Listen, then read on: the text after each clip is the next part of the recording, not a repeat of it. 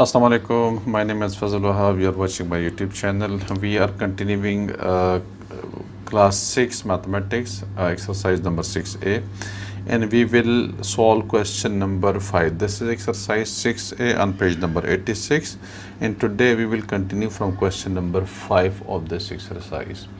And you see, this is question number 5. Samina spends 3/4 of her pocket's money to buy chocolates and the rest of purchase chewing gum. Find the ratio of the amount spent on the chocolates to that spent on chewing gums. ठीक है, कहते हैं समीना है अपने पैसों का 3/4 of her pockets वो chocolates के ऊपर भी खर्च करती है, जबकि बाकी जो है वो च्युइंग गम पे खर्च करती है। तो कहते हैं कि जो पैसे वो चॉकलेट्स पे खर्च करती है, जो च्युइंग गम पे खर्च करती है, उनमें रेशो बताइएगा। अच्छा, इसमें एक क्वेश्चन इंटरेस्टिंग चीज़ ये है कि इसमें समीना की जो टोटल पॉकेट मनी है वो बताया नहीं है इसमें। ठीक है, आपको नज़र आ रहा है कि इसमें समीना की जो टोटल पॉकेट मनी है वो कहीं गिवन नहीं है, सिर्फ ये बोला हुआ है कि 3/4 ऑफ द पॉकेट मनी वो किस चॉकलेट्स के ऊपर, बाकी जो है वो च्युइंग गम के ऊपर खर्च करती हैं। अब इसमें हमें क्या करना होगा कि टोटल पॉकेट मनी हम कोई भी अमाउंट ले सकते हैं। हम 1 ले सकते हैं, हम 100 ले सकते हैं, हम कोई भी वैल्यू ले सकते हैं। चूँकि हमें रेशो निकालनी है तो हम क्या कर लेते हैं कि लेट्स जो टोटल पॉकेट मनी है वो हम 100 रुपीज़ लेते हैं। ठीक है, 1 भी ले सकते हैं। चलो मैं दोनों सॉल्व करके देता हूँ, आपसे दोनों से आंसर सेम आ जाएगा। ठीक है,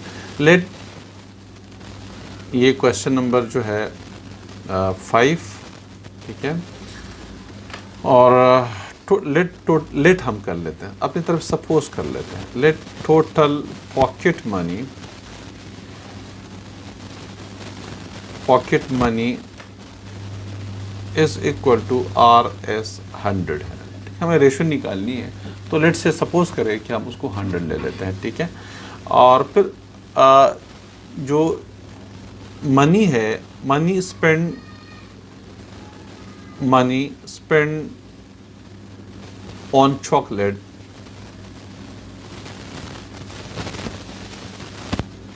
तो क्या हो जाएगा, 3/4 of the total pocket money, इस तरह से आ जाएगा। Are you getting this one?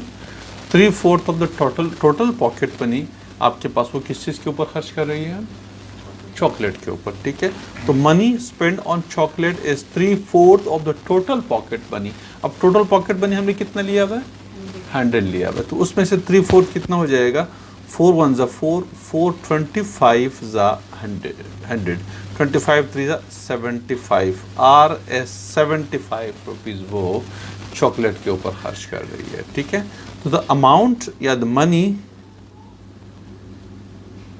Spend on chewing gum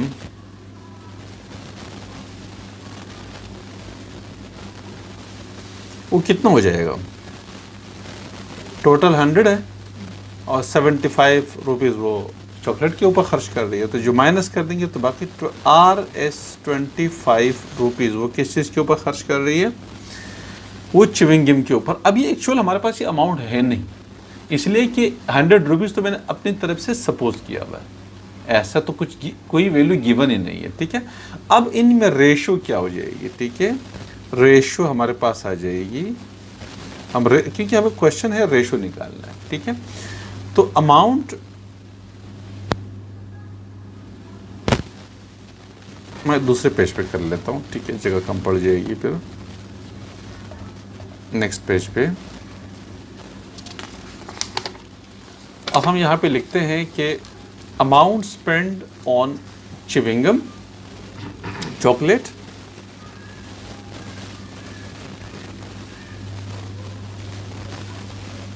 amount spend on chocolate ratio amount, इसको बहुत ज़्यादा हो, हम सिर्फ ये कर लेते हैं, एक काम करते हैं कि बहुत लंबा हो जाएगा, तो चॉकलेट लिख लेते हैं, रेशो च्युइंग गम लेते हैं।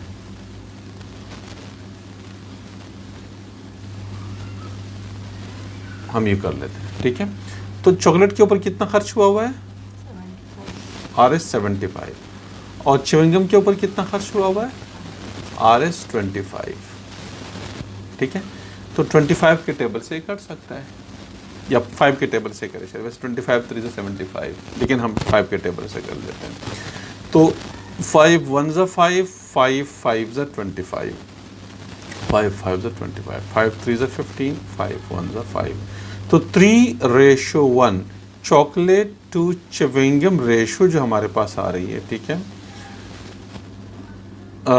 चॉकलेट रेशो च्युइंगम क्या हो जाएगा,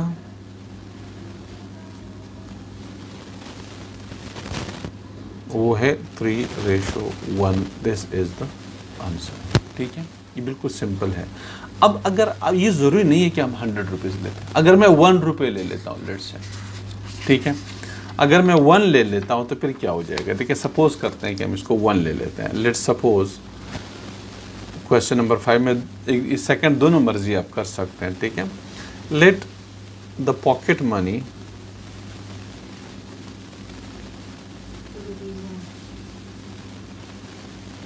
इज इक्वल टू RS1, ठीक है।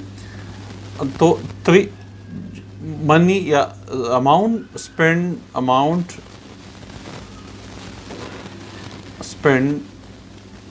On chocolate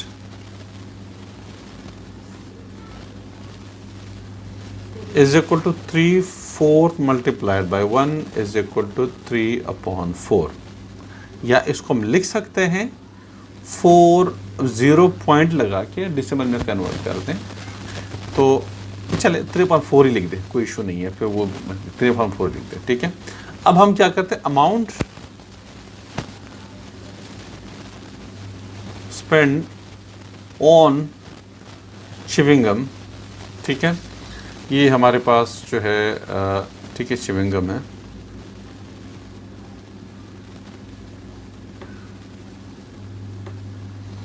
is equal to 1, total 1 है और उसमें से माइनस 3/4 कर देंगे, क्योंकि 3/4 खर्च हो रहा है किस चीज़ के ऊपर, चॉकलेट्स के ऊपर।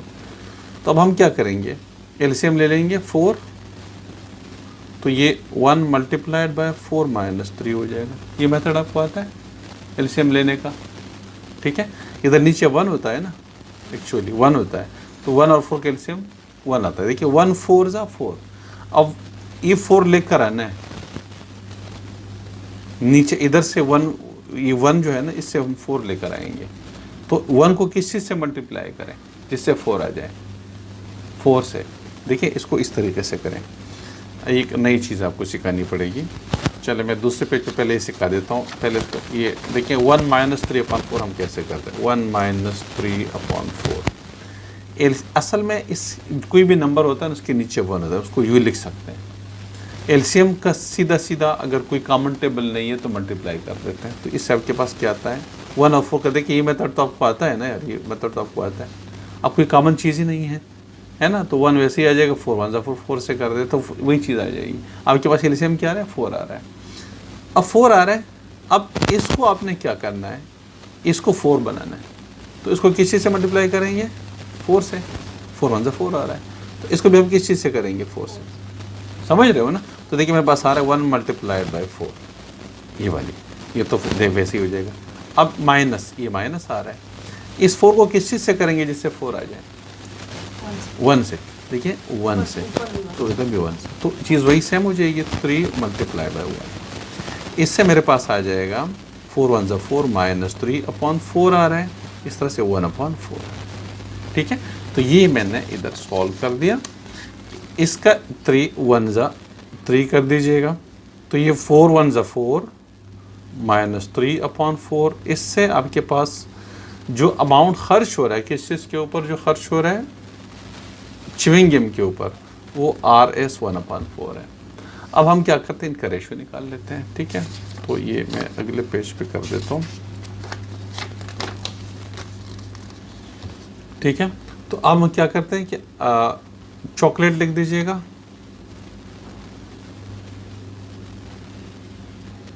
रेशो च्युइंगम लिख दीजिएगा,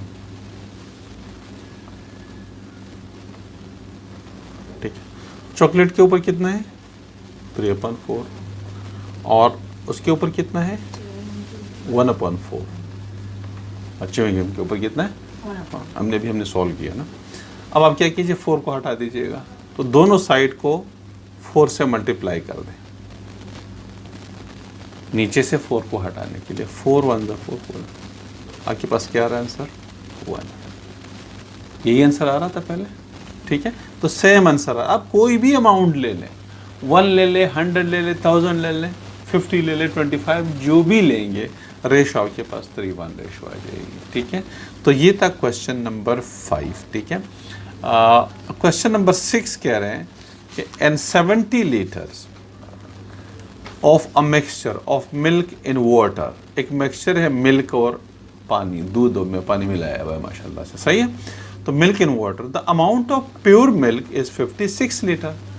इस मिक्सचर के अंदर जो प्योर मिल्क है वो 56 लीटर्स हैं। Find the ratio of milk of to water in the mixture है। तो बाकी अब देखिए पहले हमें दोनों का रेशो निकालना है।